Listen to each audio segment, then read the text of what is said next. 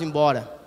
Mas o que chama a atenção é que quando os homens chegaram na casa de Pedro, Pedro fez uma pergunta para eles dizendo: qual o motivo de vocês estarem aqui? Por qual razão vocês vieram à minha casa? Irmãos, eu trago isso para a nossa vida como lição espiritual. Muitas vezes nós temos que nos fazer essa pergunta: o que nos traz a um lugar como este? O que nos move a virmos à igreja?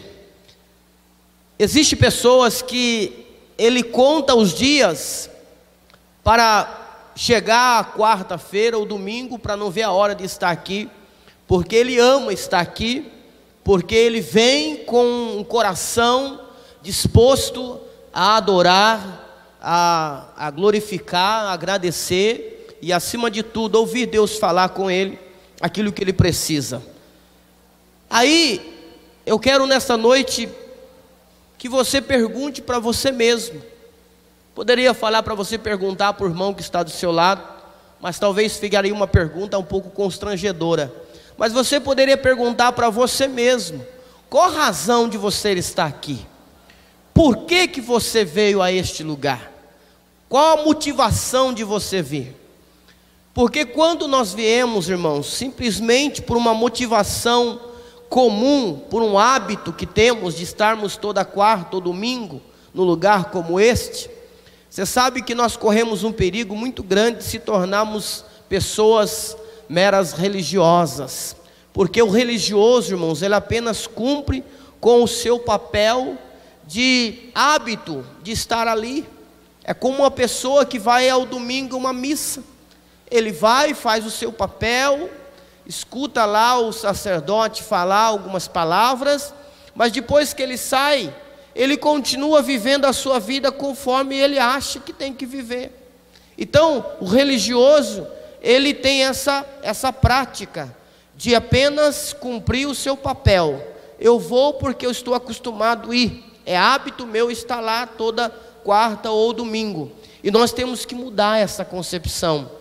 Você não pode vir simplesmente por vir, você tem que vir com o coração aberto. Eu vou lá porque eu quero adorar o Senhor, quero prestar a Deus um culto racional, porque a Bíblia nos ensina em Romanos capítulo 12, que devemos oferecer a Deus um culto como um sacrifício vivo, que é o culto racional. O que é o culto racional? Você tem que adorar sabendo quem você está adorando e por que você está adorando, e ouvir ele falar com você através da palavra, e sair com aquela palavra não somente na sua memória, lembrando: nossa, que mensagem, que palavra, ai, Deus falou conosco, foi algo, e depois, irmãos, aquela palavra, ela fica só na memória, mas ela não mudar o nosso comportamento, a nossa atitude no dia a dia, aquela palavra não teve efeito.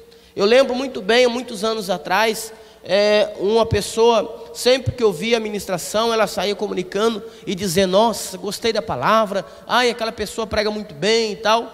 Daí um dia uma irmã veio comentar, e aí eu peguei e falei assim: irmã, não adianta a pessoa ficar admirada por causa da mensagem, ela tem que fazer valer na vida dela aquilo que ela escutou. Por quê? Porque senão não tem significado nenhum. Então ele está ouvindo, mas a vida dele não está sendo mudada, então não está valendo de nada o que ele está ouvindo. A Bíblia fala que Herodes, quando ele ouvia João Batista ministrar, a Bíblia diz que Herodes, ele tremia na base, porque ele sentia o peso da palavra que João Batista ministrava. E a Bíblia fala que Herodes tinha um respeito por João Batista, porque sabia que ele era um profeta de Deus. Mas ele continuava tendo um caso com Herodias, que era mulher do seu irmão e que ainda estava vivo.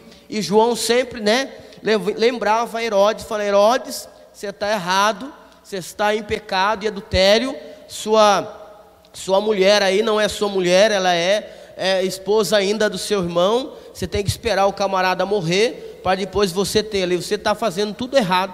Então Herodes ouvia a repreensão, mas não mudava, continuava do mesmo jeito. Então a gente precisa mudar um pouco essa nossa concepção.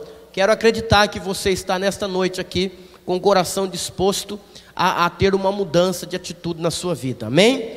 Irmãos, o pastor Roberto, passou em casa e pediu para mim se eu pudesse estar aqui hoje com essa responsabilidade, que ele teve um compromisso, que ele ia ter que ir lá no hospital, na Santa Casa, e não ia chegar em tempo. E aí nós então viemos aqui com essa responsabilidade, que não é nada fácil, amém? Eu queria que você abrisse a sua Bíblia comigo em Josué. Nós estamos ouvindo aí umas ministrações a respeito de vigilância, né? Estarmos vigilantes, porque o tempo está se aproximando, o fim dos tempos, falando sobre vigilância, sobre intimidade com Deus, estarmos alerta, pronto, porque não sabemos a hora, o momento que o Senhor vai voltar, e temos que estarmos o máximo conectado com o céu, né? Através de uma vida de oração e de busca pela palavra. E aí o Senhor então falou no meu coração agora à tarde, antes de vir para cá, Josué capítulo 9, e eu quero falar nesta noite alguns minutos com vocês a respeito de uma palavra que vai vincular ao mesmo segmento aqui que o pastor está falando a respeito de vigilância, amém? Josué capítulo 9, versículo 1 a seguir. Quem achou, diga amém. Diz assim, acordos dos gibeonitas com Josué. Versículo 1: E sucedeu que, ouvindo isso, todos os reis que estavam aquém do Jordão, nas montanhas e nas campinas, e em toda a costa do grande mar, em frente do Líbano, os heteus, e os amorreus, e os cananeus, e os perizeus, e os heveus, e os jebuseus. Versículo 2: Se ajuntaram eles de comum acordo para pelejar contra Josué e contra Israel. E os moradores de Gibeon, ouvindo o que Josué fizera com Jericó e com Ai, usaram de astúcia e foram e se fingiram de embaixadores, e levando sacos velhos sobre os seus jumentos, e odres de vinho velhos, e rotos e remendados, e nos seus pés sapatos velhos, e remendos e roupas velhas sobre si, e todo o pão que traziam para o caminho era seco e bolorento.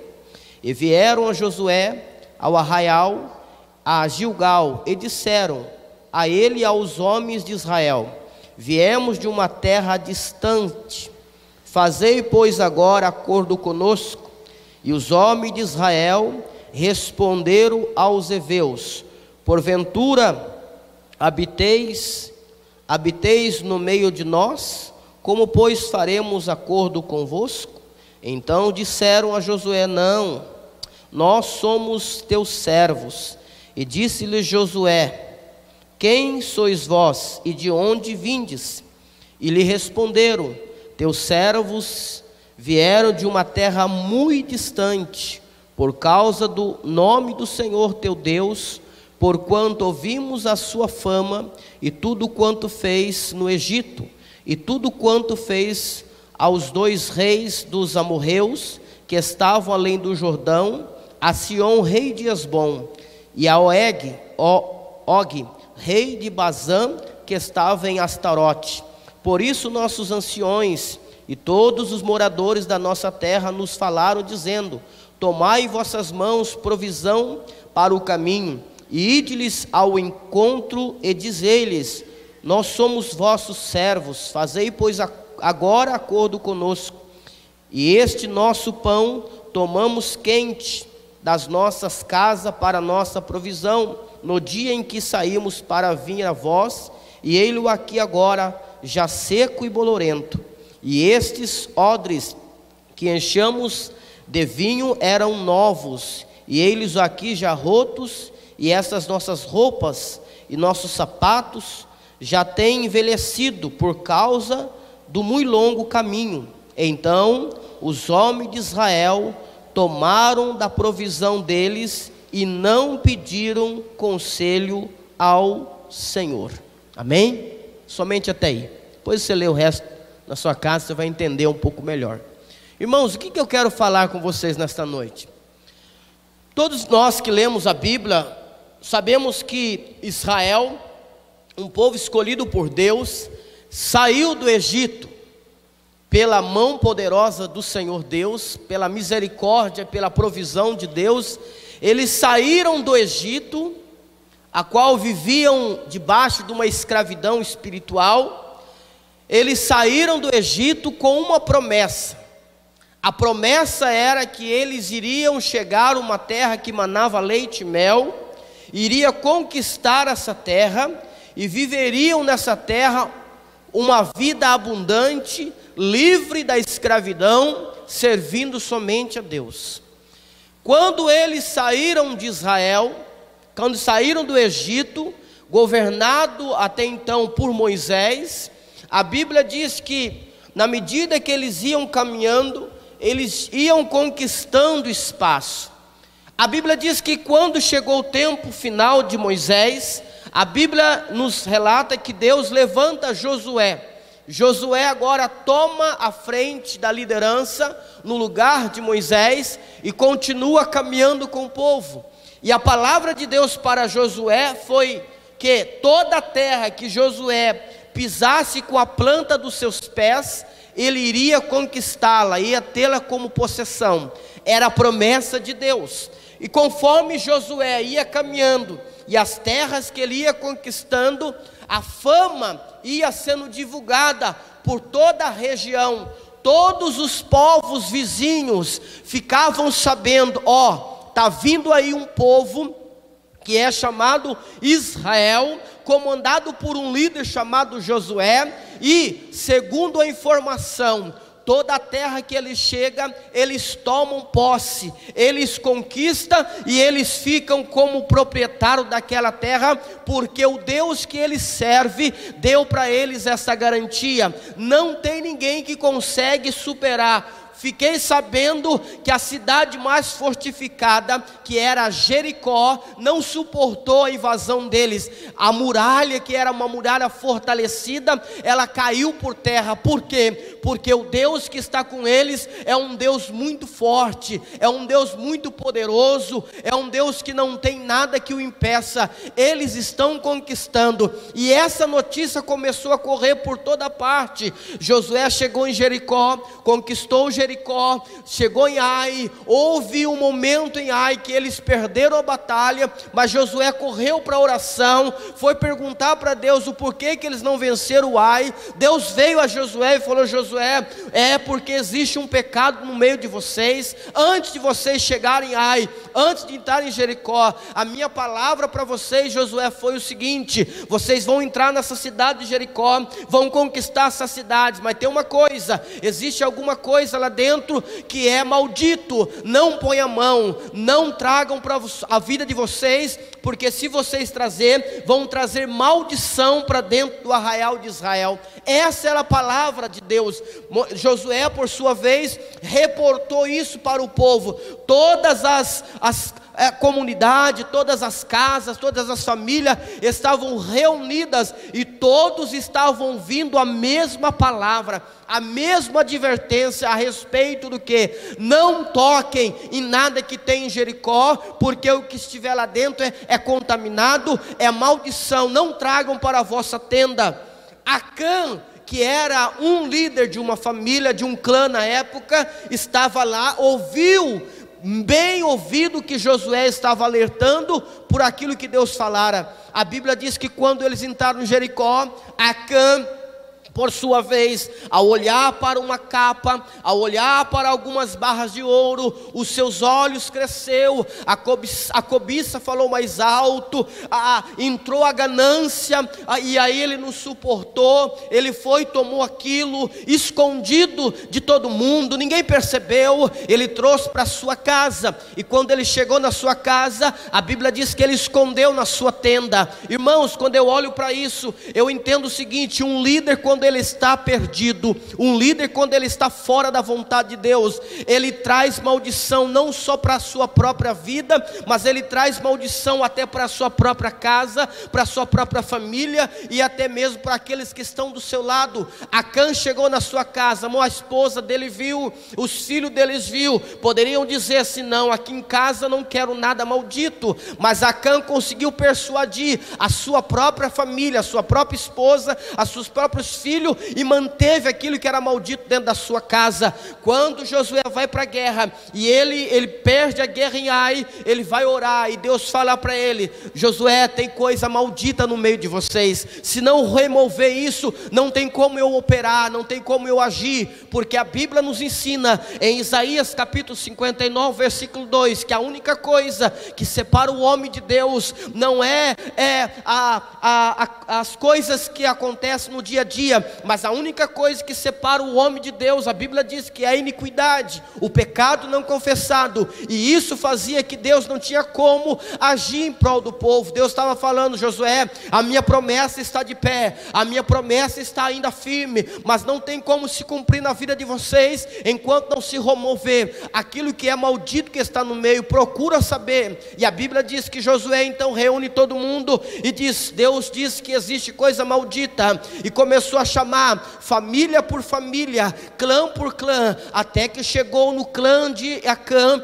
Acã olhou e disse: Josué, é o seguinte, dentro da minha tenda realmente existe. A Bíblia diz que Josué então traz Acã e olha dentro da tenda de Acã e viu que lá tinha uma capa e tinha ouro, coisas que não era para estar ali. A Bíblia diz claramente que tanto Acã como a sua família e tudo que estava junto com ele foram consumidos, foram mortos. Por quê? Porque não podia, era algo maldito. E então a Bíblia diz que isso fez que Josué eliminasse o pecado e fosse embora. Deixa eu falar uma coisa para você nesta noite.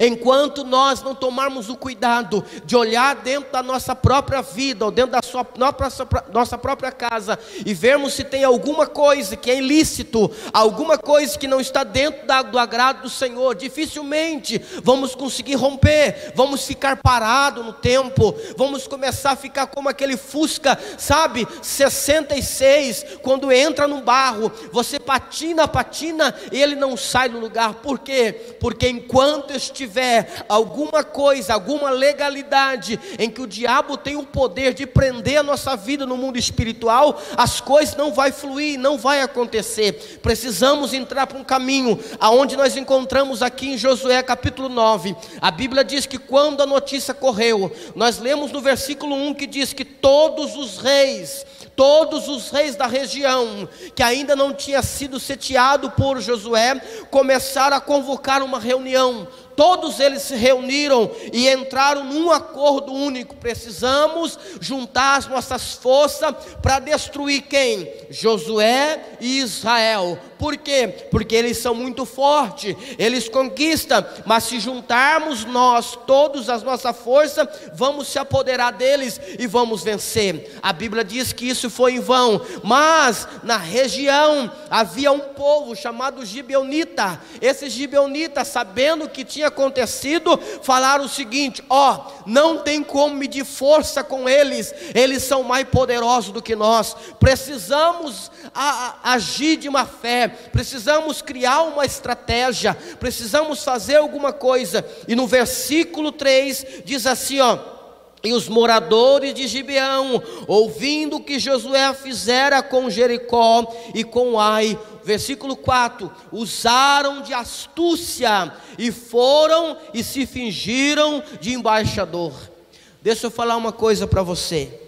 Eu e você, como igreja, vivemos debaixo de uma promessa de conquista, uma promessa de vitória, uma promessa de chegarmos ao céu, à eternidade com Deus. Mas existe uma casta de demônio, existe um império, existe um inferno, existe uma organização maligna, organizada por um ser chamado Satanás. o diabo. E se você for estudar um pouco sobre o perfil dele, você vai descobrir que a Bíblia diz que ele é sagaz, ele é sutil, ele é muito inteligente, ele é sábio, ele trabalha 24 horas estudando a minha vida, estudando a sua vida. A Bíblia diz em Pedro que ele anda ao nosso derredor, bramando como se fosse um leão, procurando não uma porta larga, grande, mas uma brecha, uma fresta, um detalhe, uma legalidade apenas, para vir, agir e arrebentar com nossas vidas.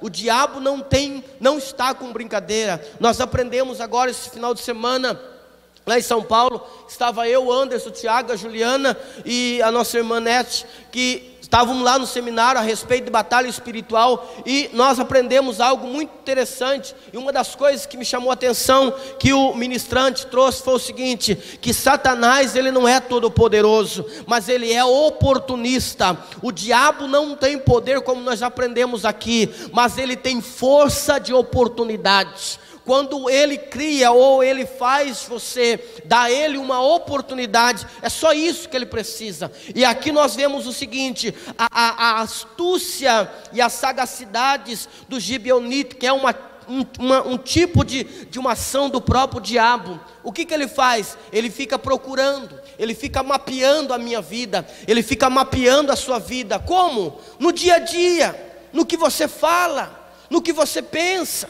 no que você vê. Você acessa uma rede, aí o que você está vendo, ele está mapeando. O que você fala dentro da sua casa, ele está mapeando. O que você fala fora de casa, ele está mapeando. A sua conduta, a sua vida externa, ele mapeia. O diabo não tem o poder, não tem a onisciência de conhecer os nossos pensamentos, mas aquilo que eu penso e eu expresso através da minha atitude, ele vai tendo uma suposição, e ele vai agindo em cima do quê? De fraquezas que eu vou expondo.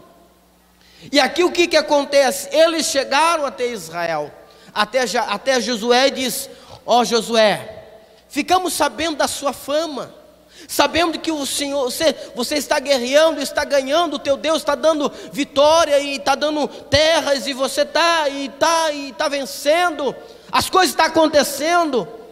Nós viemos aqui com uma ordem dos nossos anciões, para vocês fazer uma aliança conosco, para a gente ser servos seus, vamos trabalhar para vocês, queremos estar junto com vocês, fazendo o serviço para vocês. Só pedimos que o Senhor faça um acordo conosco, para nós não sermos eliminados. A Bíblia diz que Josué questionou ele, dizendo: da onde vocês vieram? Quem são vocês? Somos gibeonitas, Josué. Viemos de muito longe, Josué. Os nossos anciões mandou a gente, e quando a gente saiu de lá, Josué, nossos familiares fez para nós pão, tudo quentinho, colocamos no embornar, colocamos vinho fresco, novo, nos nossos odres, pegamos a roupa melhor que tínhamos, mais nova, e pegamos a estrada, Josué. Caminhamos muitos dias, ao ponto de o pão ficar seco, embolorado, ao ponto do vinho estragar, ficar azedo, ao ponto das nossas roupas também ficarem toda estragada. Tanto que nós andamos para chegarmos aqui. E aqui, no versículo 14, diz assim: então os homens de Israel tomaram da provisão deles, e não pediram conselho ao Senhor. Josué é um grande líder, um homem de oração, um homem que jejuava, um homem que fazia o povo se santificar. Faltou um detalhe na vida de Josué. Sabe o que? Faltou na vida dele discernimento espiritual. E é isso que eu quero falar, que eu quero tocar para a sua vida. Irmãos, todos nós temos como obrigação orar. É dever do cristão orar. Seja aqui na igreja, seja na sua casa, seja no monte, seja dentro do seu carro, seja nos intervalos que você tem no seu trabalho. A Bíblia nos ensina que nós devemos, se for possível, segundo Paulo, orarmos todo o tempo no Espírito. Nós temos o dever como cristão de mantermos a nossa vida em contato com Deus através da oração. Temos que ter uma vida de jejum, uma atitude para mortificar a nossa carne. Não necessariamente você precisa ficar sem comer. Se você tem dificuldade de ficar sem se alimentar, mas você pode jejuar aquilo que você mais gosta de fazer. Por exemplo, você gosta de tomar todo dia do almoço um suco gelado, uma bendita ou maldita Coca-Cola, porque aquela desgraça parece um veneno. Mas você gosta daquilo, é o prazer seu ter uma garrafa cheia de Coca-Cola na mesa da sua casa. Tira ela. Não, sem um bife bem acebolado eu não almoço na minha casa. Renuncia a ele. Eu não consigo ficar sem assistir a minha predileta novela das 8. Fica sem assistir. Não consigo ficar sem o meu time. Hoje eu tenho que assistir. Renuncia. Porque o jejum não está no sentido de ficar sem comer, literalmente. O jejum está numa renúncia da carne. A Bíblia diz que Daniel, quando ele foi deportado, era lei dar alimento para todos eles, eram as finas iguarias. E aí ele chegou no cidadão que cuidava da parte da alimentação e falou: vocês têm que comer. Ele falou: rapaz, não podemos comer essa comida. Mas se você não comer, eu estou na roça, você vai ficar magro. E aí Daniel propôs o seguinte para ele: vamos fazer o seguinte, vamos fazer um teste. 10 dias, nos dá somente legumes e água. Não dá isso para a gente comer. Se a gente estiver desfigurado, magro, mal, doente, então a gente vai se submeter, vai comer. Se caso não, a gente continua como está, beleza. E Daniel fez um jejum, naqueles 10 dias, ele não comeu nada das finas iguarias do rei, apenas ficou com legumes e com água. 10 dias, o eunuco chega e olha para ele e diz: rapaz, o negócio não está muito fácil não. Por quê? O semblante de vocês está mais bonito que o outro, está comendo carne todo dia. Então existe um jejum que todos nós temos que fazer, irmão. Você tem que jejuar alguma coisa na sua vida, aquilo que mais te prende. Eu não consigo ficar sem o bendito. Irmão, faz um jejum dele, tira uma semana. Não vai ter jeito, é o jejum seu. Todos nós temos que orar, temos que jejuar e temos que ler a palavra. O salmista fala bem claro no Salmo 1: bem-aventurado é o homem que não anda no caminho dos ímpios, que não se detém no caminho dos pecadores, que não anda segundo o conselho dos ímpios, melhor dizendo, não se detém no caminho dos pecadores, não se assenta na roda dos escarnecedores, mas o seu prazer esteja na lei do Senhor, e na sua lei medita de dia e de noite. Ele será comparado a uma árvore plantada junto a um ribeiro de água, cuja folha ela não cai e não murcha, e o fruto dá na sua estação própria, e tudo quanto ele faz vai prosperar. Assim é o homem que faz a vontade de Deus, meditando na palavra. Temos que comer a palavra. Salmo 119, versículo 105 diz: lâmpada para os meus pés e luz para o meu caminho é a tua palavra, Senhor. Temos que ter contato com a palavra. Se você não consegue ler um livro por dia, lê pelo menos 4 capítulos de manhã, 4 no meio do dia, à tarde você lê mais 4, você vai ler 12 capítulos. Tudo isso temos que ter, mas há um detalhe mais importante ainda, somando junto com isso: temos que ter discernimento espiritual. Por quê? Porque o nosso adversário, irmãos, ele é sagaz, ele é sutil, ele é inteligente. Se você não tiver discernimento espiritual, com todo o seu capricho de orar, de jejuar e de ler a Bíblia, você pode ser enganado. Você precisa buscar em Deus: Senhor, me dá discernimento espiritual. E como que eu alcanço discernimento? É através de uma vida de intimidade com Deus. E para ser íntimo com Deus, você tem que ter essas coisas.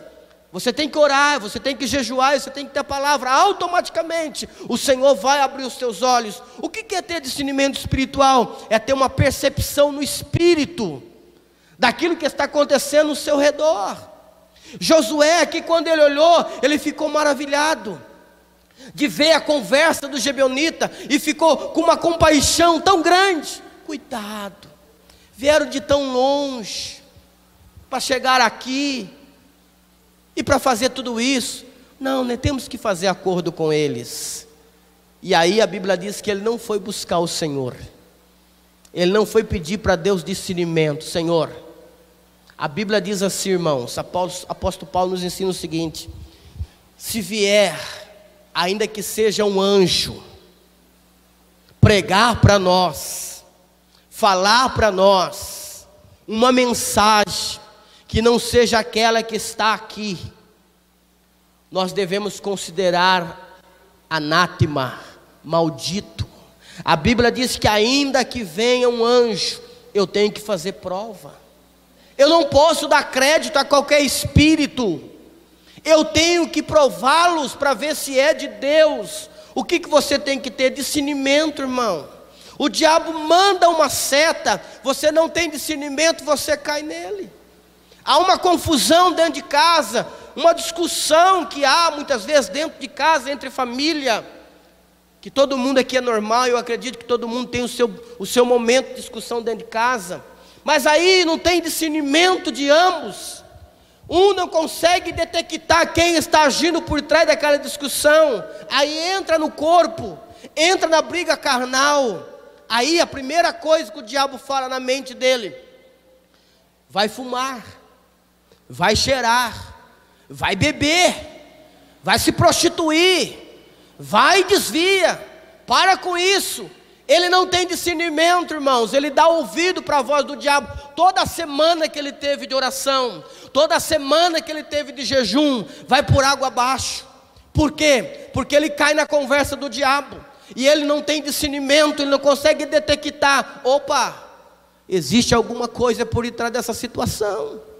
Se nós olharmos na Bíblia, irmão, nós vamos ver que os homens, a maioria dos homens do Novo Testamento, eles agiam debaixo dessa questão, discernimento espiritual, para não ser enganado, para não ser confundido, para não ser ludibriado pelo diabo. O diabo não é um ser tonto como você pensa.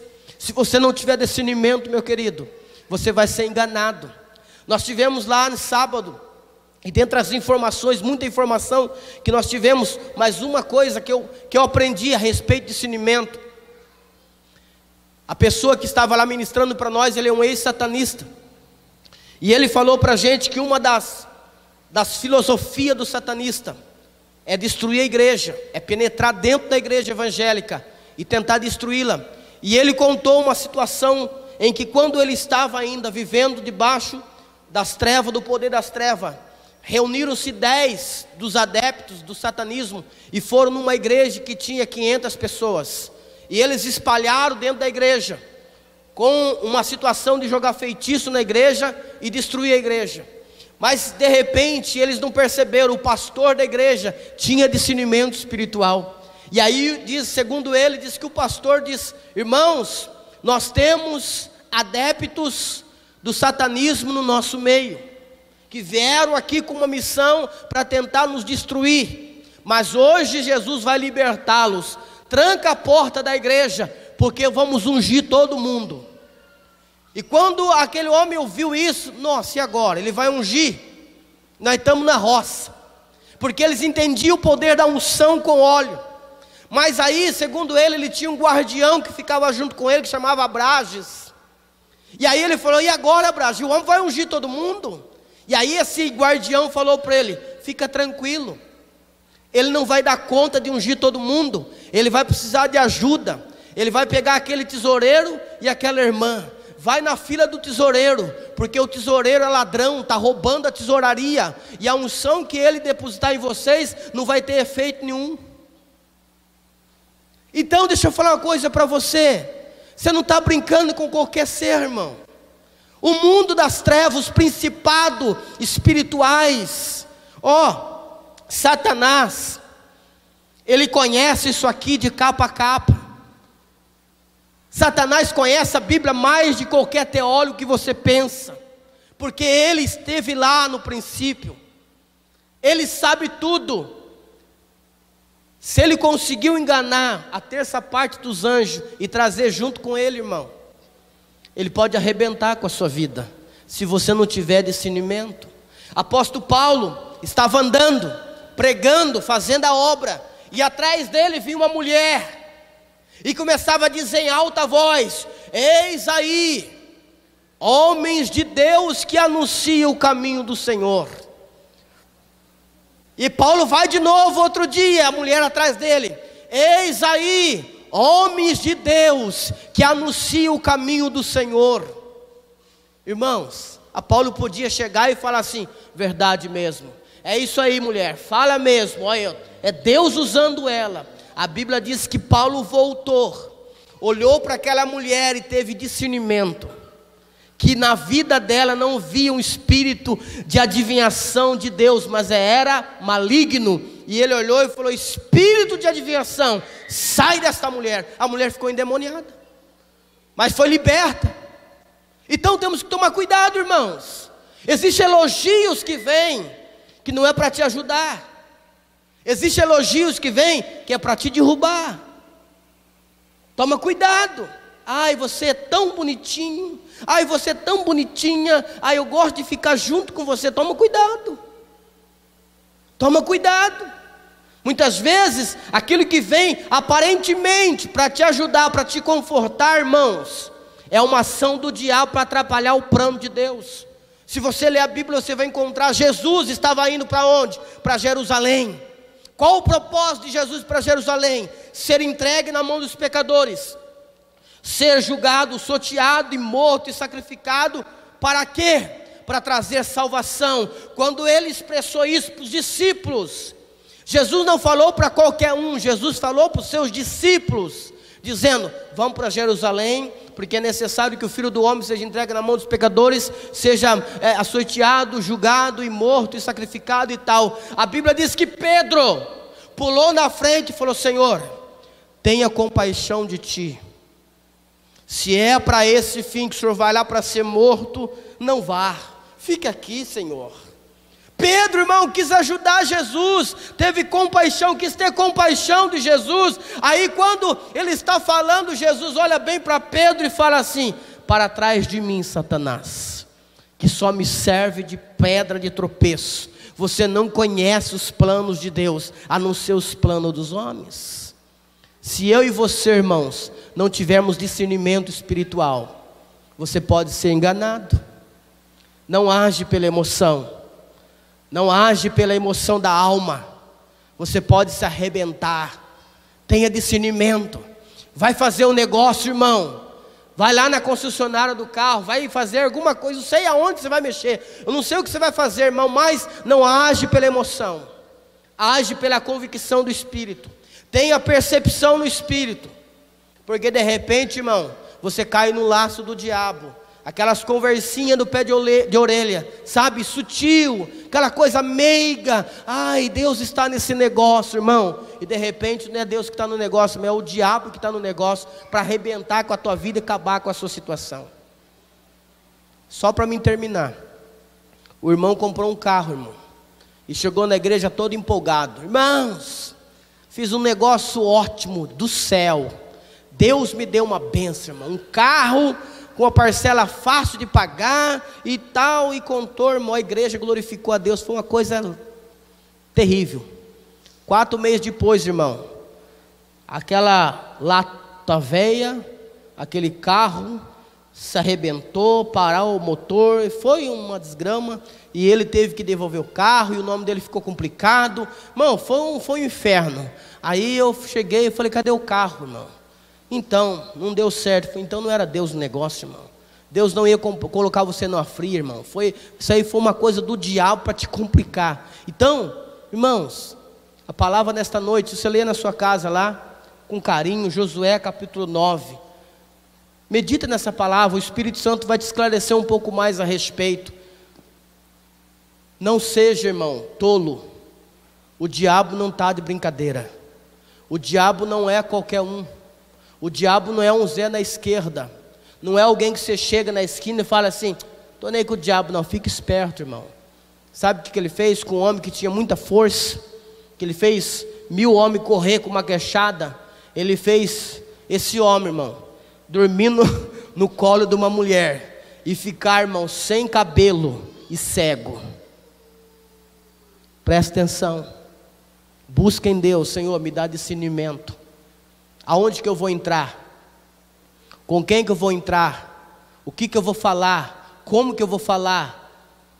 Deus vai direcionar você. Deus vai te dar discernimento. E não vai deixar você tomar decisões erradas e precipitadas, aonde vai complicar a sua vida. Amém? Então eu queria deixar essa palavra para o seu coração nesta noite.